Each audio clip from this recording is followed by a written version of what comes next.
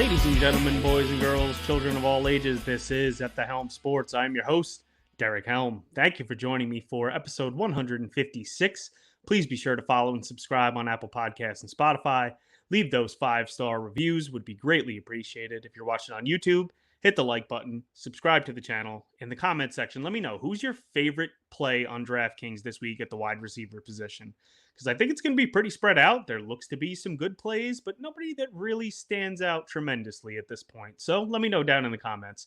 We are going to be diving into week 10 of the NFL season, already in the double digits. It's crazy how time flies when you're having fun.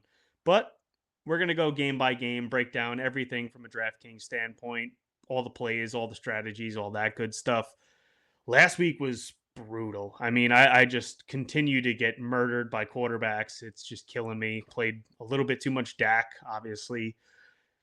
Probably should have learned from playing him several times before, but that killed me. And then from a betting standpoint, I mean, there was just brutal losses. I think I had Coker over 36 and a half yards. Of course, he had 36 in the first half and then didn't get any more. Had two separate bets on receptions and over receiving yards on Olave, and we know how that turned out. So that was fun. Then thought maybe I could get some of it back Sunday night with receiving yards for Jonathan Taylor and Aaron Jones. They both each got their yardage and then instantly lost 5 yards on the screen right after that. So it was fun, but we went 4 for 4 Monday night, got some of it back, and I actually like some of the games this week. So we'll dive into that too, weave it in, but we might as well get into it. As I said, week 10 game slate. We have a Germany game, so early game, no Carolina Giants on the slate. Obviously, the Thursday night game is Cincinnati, Baltimore. And we have 4 teams on bye. So Cleveland, Green Bay, Vegas, and Seattle are all on bye. But if we dive into the first game, New England at Chicago, 39 is the total. Chicago laying 6 points at home. I don't know that I necessarily love Chicago laying that many points. I get it's New England, but I don't know. Chicago hasn't really looked incredible, so we'll have to see. I don't think I would actually bet it, but I don't really like much in this game. Caleb Williams just, if you get pressure on him, doesn't look good. He's looked good in some spots this year, but mainly against terrible teams. Now, you could say New England is a terrible team. Problem from a DraftKings standpoint is if you want to stack him, who are you stacking him with? Because DJ Moore is likely to walk off the field at any given point, apparently.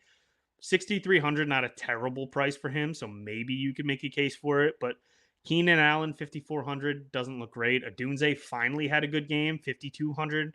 None of these guys really just stand out as incredible plays, so I don't think I'm going to be going to that side.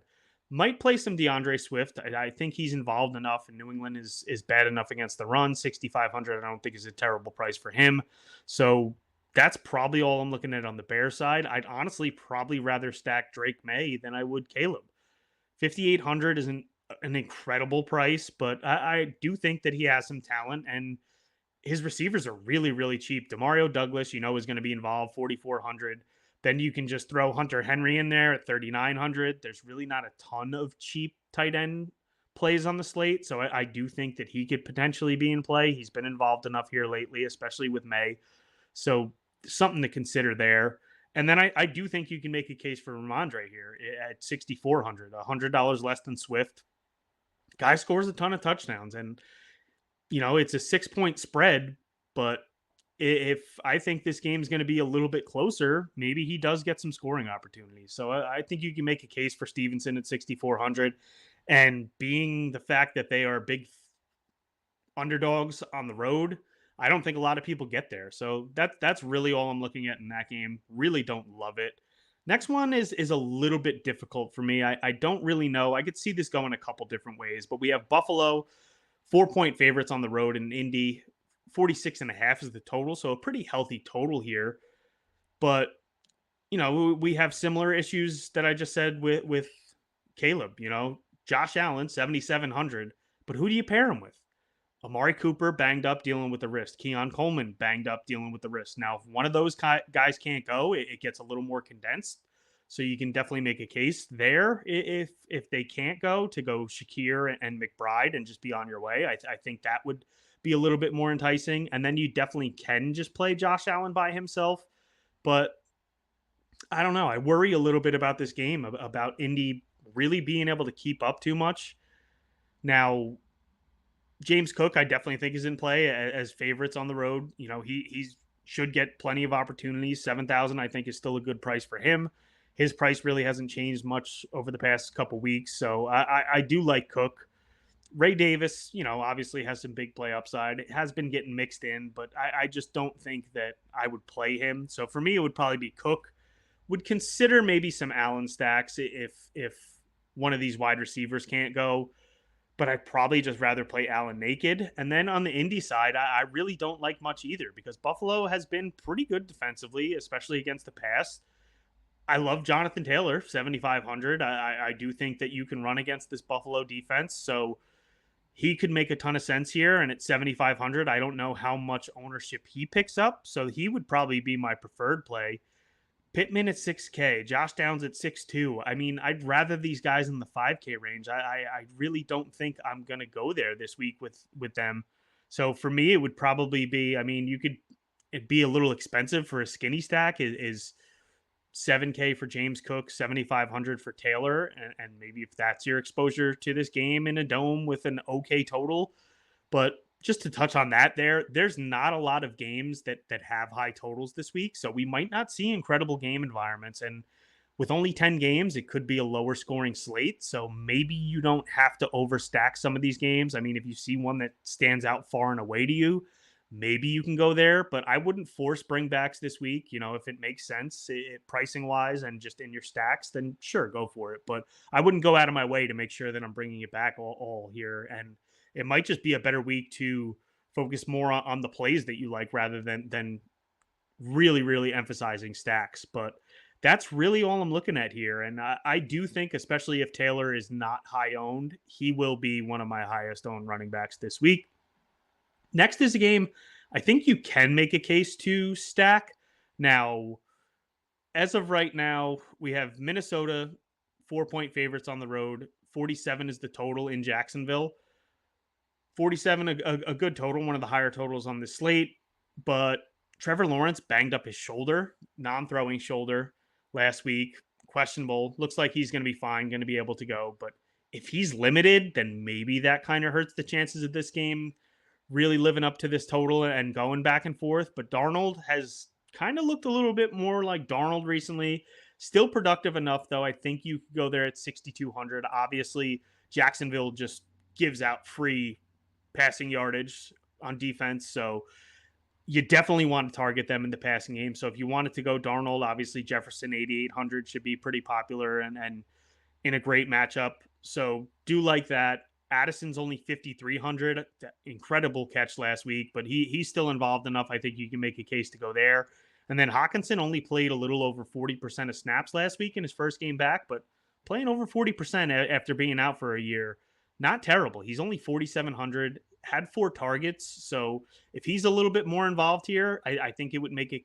I'd make a case for it only in Darnold stacks, or if I did want to go with some game stacks here, he'd probably be the only one. I don't know that I necessarily want to play him as a one-off, but definitely some usable pieces there. And then Aaron Jones at only 6,700 is probably a misprice. And I think if they didn't play late on Sunday, that he'd probably be a little closer to 7K, maybe even 7K or over. So I do expect him to be very popular, probably a really popular cash play, but definitely looks good because as bad as this Jaguars defense is defending the pass, they're still not great against the run either.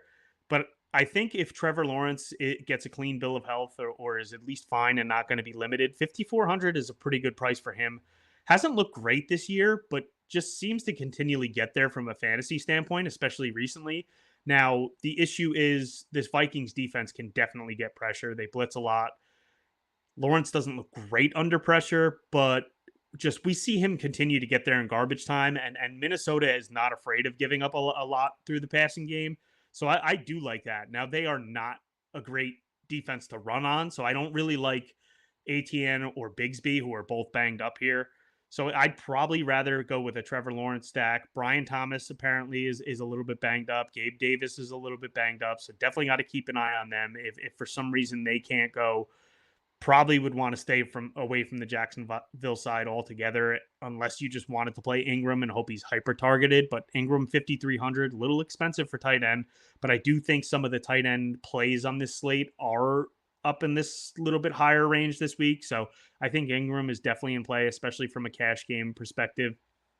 And then if Gabe Davis or Brian Thomas couldn't go, Parker Washington absolutely comes back into play. He was a little bit popular last week, but only 3,900. I definitely think that you could go there.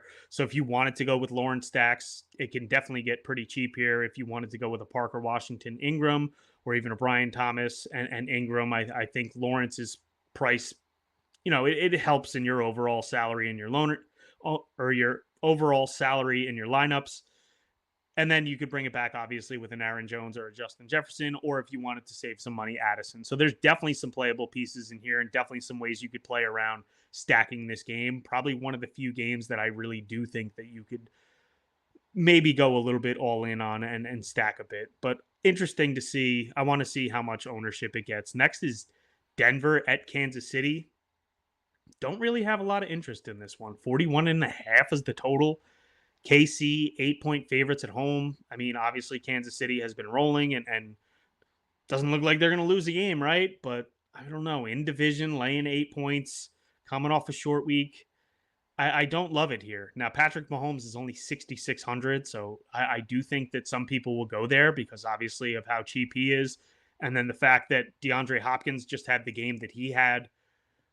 5,300 is probably a little cheap for what he just did. So I could definitely see people going there. But I mean, if he has Sertan on him and this Denver defense has looked really good, especially against the pass, I don't love it. So I really don't think I'm going to play much of this Kansas City side here. Kelsey 6K, obviously he's been good. He's been plenty involved, but especially if they get some ownership, I'm probably staying away from the KC passing game here. I will say that nobody wants to play Worthy after that dumb play stepping out of bounds on Monday night.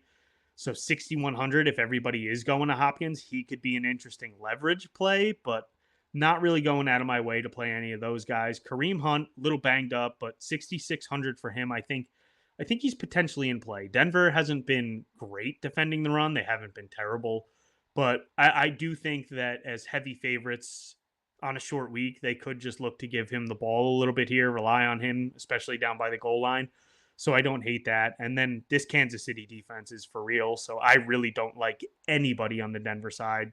Sutton has been heavily involved, but 5,600 for him against this defense. I don't really love it. Don't like any of the running backs, and I'm not going to go to Bo Nix now that he's up to 6K. Next, we have Atlanta at New Orleans. This is one that, under the usual circumstances, maybe you can make a case that you want to stack it. 46 is the total, so not terrible. Atlanta is 3.5-point favorites on the road, but New Orleans is just absolutely decimated. Carr's only 5,300, but who are you going to pair him with? I mean, Kamara should get a good amount of targets. He's up over 8K now, though, 8,100. I don't love that. Olave is going to be out. Tipton, 4,500. I guess you can make a case to maybe go there, probably more so in cash. Marquez Valdez-Scantling's probably actually going to play a ton of snaps, 3,900. That can't be good for this offense. I mean, maybe he catches a long one, but really you'd probably want to focus mainly on Juwan Johnson, just of lack of better options at 3,300, and then obviously Taysom Hill at 4K. I think probably actually gets a little bit popular, but I do think he's a good play this week. We saw him get targets last week. He's going to be basically the backup running back and get rushing attempts. Who knows? Maybe he even gets a couple chances at throwing a touchdown. So at only 4K at a position where there aren't a ton of great plays, I think he's fine. Kirk Cousins, I don't necessarily want to go there in a game stack in this one. He has been playing well. New Orleans defense has been terrible, but I'd probably rather just maybe even just play two of these skill position players and be on my way here. London seems like it's a pain tolerance issue with his hip. 6,700. He most likely will go. Mooney 6,500. I think you can take your pick there. I think London would have to be out for me to consider Ray McLeod. And also, I think London would have to be out for me to want to play Pitts, but Pitts is actually banged up himself. So 4,800 for him. Don't really love it. So it would probably be London if he's okay. Mooney 6,500 I think is good. And then Bijan 7,700, obviously. These guys are pretty consolidated in where the ball goes and pretty talented against a terrible defense. So as I said, not forcing bringbacks. I might just go with a Bijan Mooney and then be on my way in this one. But you could go Bijan Mooney, maybe bring it back with the Taysom Hill if you wanted to. So that's pretty much what I'm looking at there. As far as Kamara goes, I'd say he's probably a really good cash play just because of how much they're going to rely on him. He could have another great game, but I don't know. I don't love it in this one because they've been banged up, but this is just a whole new level. So I think this Atlanta defense is just going to be keying on him the entire time. Next, we have San Francisco at Tampa Bay. Now, this one going to be interesting because it looks like McCaffrey's going to be back. San Francisco, 5.5 point favorites on the road. We got a lot of road favorites this week. 50.5, biggest total on the slate. Tampa Bay obviously coming home on the short week. Very banged up in their own right. But with McCaffrey coming back, Jordan Mason banged up, this could be interesting because at 8K, how much is he going to be used? Is anybody going to own him? I just going to be very interesting to monitor because there's no guarantee that he plays now. If for some reason he can't play and Mason can't play, Guarendo's priced up to 6,400, but I still think that he would be in play if neither one of them are there. But I think if McCaffrey's going and no one's going to own him, I don't think he gets his regular usage. But at 8K, I'm fine playing McCaffrey if nobody's going to use him. So I will actually go there. Got to keep an eye on Debo. He's banged up with a couple different injuries, 6,900. What else is new? I do think if McCaffrey comes back, it kind of hurts his ceiling a little bit, but at 6,900, I think it's a great price, and he's still definitely in play. Jennings should be back 5,100. So if you wanted to go Purdy stacks this week, I actually think it makes a lot of sense and don't think it would get too popular. 6,500 for Purdy. Obviously, you could play Kittle as well, 5,800. So some usable pieces there. If for some reason McCaffrey did get some ownership, that could be a nice little pivot point there. Tampa Bay is terrible at defending the pass, so Purdy stacks might actually be in play this week. Baker just seems to get it done every week, regardless of who he's throwing to. 6,400 against the San Francisco defense. I don't know that I love it, but you can make a case for it, and the guys he's throwing to are pretty cheap. Now, Otten's finally been priced up with some of the better tight ends, 5,500. But if you think about the fact that he's just the wide receiver one on this team, 5,500 ain't bad because he's basically going to get at least 8 to 10 targets. So I think you can definitely make a case for going to Otten. As far as these wide receivers go, Shepard seems to have the best rapport, 4,100 with Baker. So he'd probably be my preferred one. Obviously, we saw Miller catch the touchdown, but I don't know. They're very, very thin plays there. So it would probably be Shepard and Otten there. And just, you never know who it's going to be with these tight ends against the San Francisco, or these running backs against the San Francisco defense. I'm not chasing a Bucky Irving or a Rachaad White, even though their prices are pretty affordable. So it would probably be a Baker stack for me if I wanted to bring it back on the San Francisco side. I think that's fine. Or might just go with a Purdy stack and then just not play anybody on the Tampa Bay side, or maybe bring it back with an Otten. Next, we have Pittsburgh at Washington. Now, this game, another one that I think could be kind of interesting. 45.5 is the total. Washington's 3-point favorites at home. I worry that this game could be just a slow, boring, great football game, but not great for fantasy or DraftKings. Jaden Daniels, 7,500, though, he's in play every week. I mean, it looks like regardless of what defense he's facing, he can get there. So 7,500, you can make a case that you could pay for it. The problem is, who do you pair him with? Most people say McLaurin, but McLaurin's 7,300 now. Yeah, I get he scored 2 touchdowns last week, but that's literally all he did. Now, cool, he scored 2 touchdowns, but he's not getting the volume. He's not getting catches. He's not getting yardage for a wide receiver over 7K. I'd just rather go elsewhere. Noah Brown seems like he's getting a little bit more involved, 4,300. If I was going to pair someone with Daniels, he'd probably be the preferred one, but I don't love it. Brian Robinson still banged up, but is practicing. If for some reason he can't go, I do think that Eckler is definitely in play again. But if he does play, I don't really love it here. Pittsburgh side, I do think that you can make a case for Pickens here, 6,800. Just we've seen him have a good rapport with Russell Wilson, and I do think that they fit well together. Obviously, Pickens had a couple almost touchdowns over the past couple weeks. As far as the Mike Williams trade goes, I think it's good for Pittsburgh. I honestly think that he's a good fit for what Russell Wilson does. You know, he was a terrible fit for Aaron Rodgers. You don't throw back shoulder throws to Mike Williams. You throw the ball up, you let him go up and get it. Hope he doesn't land on his ribs and come out of the game. That's basically Mike Williams' game. So throwing back shoulder throws or throwing to the red line, not the game. Russell Wilson will throw the moon balls, let him go up and get a chance at it, just like he does with Pickens. So I do think it's a good fit. I do think that they need someone in the intermediate area for this offense to really be able to click. So I do think it'll be a little bit boom bust, but overall, probably a pretty good addition for this team. Now, that being said, I don't love it for this week. I don't really love Russell Wilson here at 5,900. Najee 62, I think, gets enough work that you can make a case for it against this Washington defense. I'll have to see how ownership pans out and wait a little bit later in the week to see if I go there. But as of right now, it's probably just Pickens for me. And that's really all I'll be looking at on the Pittsburgh side. Next, we go into the three late games. Tennessee at the Chargers. This one probably really don't love much of it. 38 is the total. Chargers laying 7.5, even seen it as high as 8 in some spots.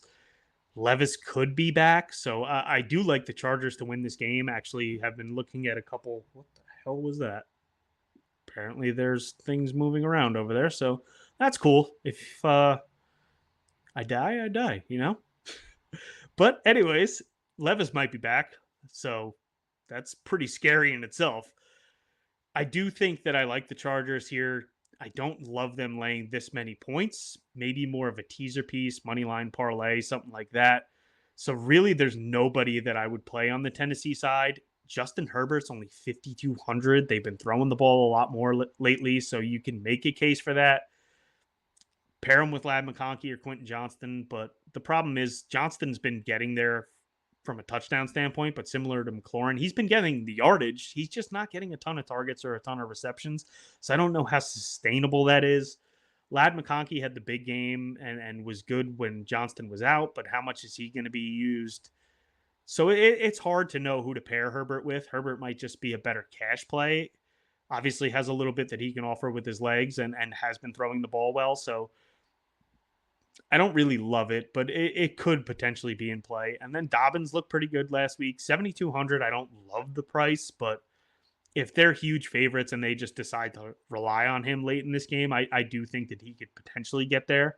So pretty much all I'm looking at in that one. Next is the Jets at Arizona. Now, this one, 46 is the total.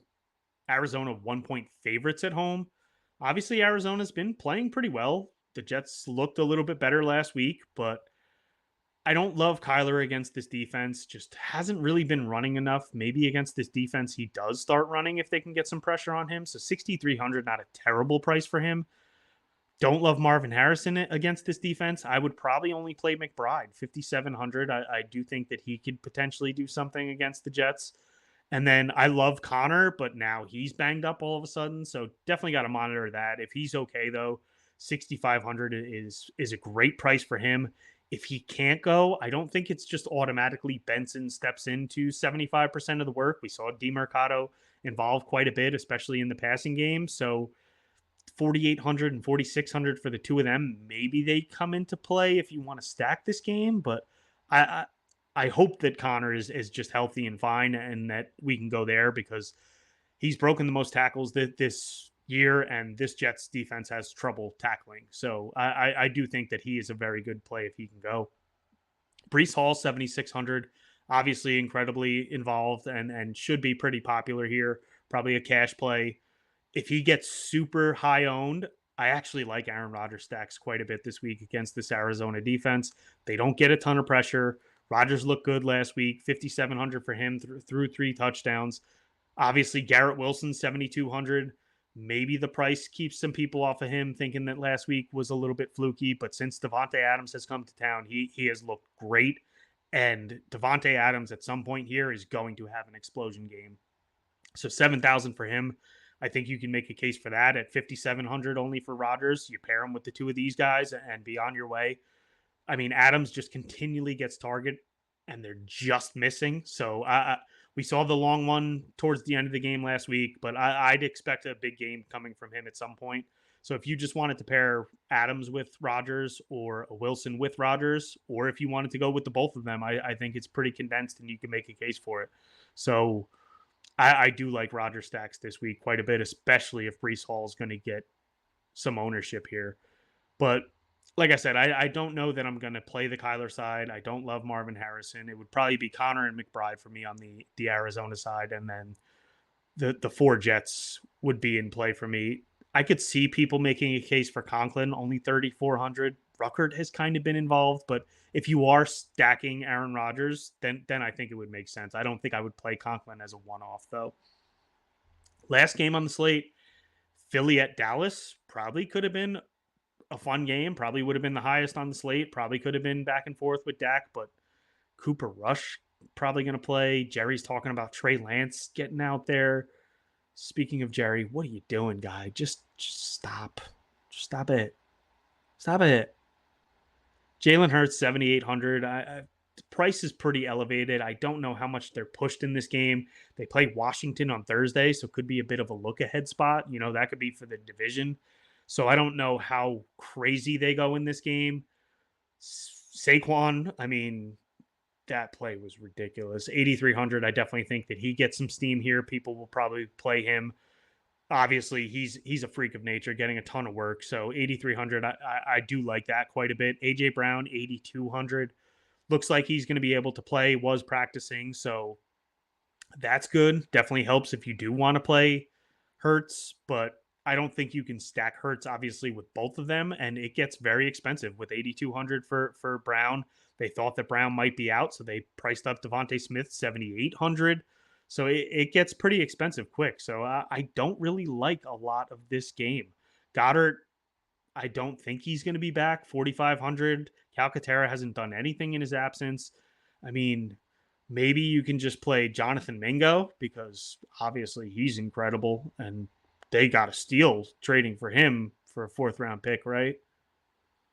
What are we doing here? CeeDee Lamb, 8,600 is probably too expensive with Cooper Rush. You would think that a backup quarterback would over target him, but does it matter? This Philly secondary has looked way better over the past couple weeks compared to what they did earlier in the year. So there's not a ton I love here. Might play some Saquon, maybe Hurts and pair him with one of the wide receivers, and that's it. But I don't think I really want to bring it back with anybody on the Dallas side. Maybe Rico Dowdle, just if they come to their senses somehow and realize that these other two guys are just totally washed.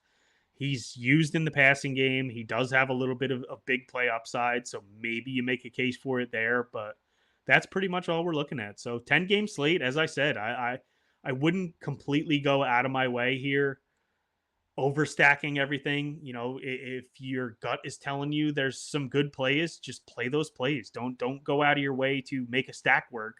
Just play them and be on your way and find some other good plays, because I do, as I said, 10 games, I think it could be a little bit lower scoring slate. So find maybe a quarterback receiver stack that you like and just build out who you think the best plays are going to be. Or if you do like two pieces of a game, maybe some more skinny stacks this week. But that's going to do it for this week. As always, thank you for listening.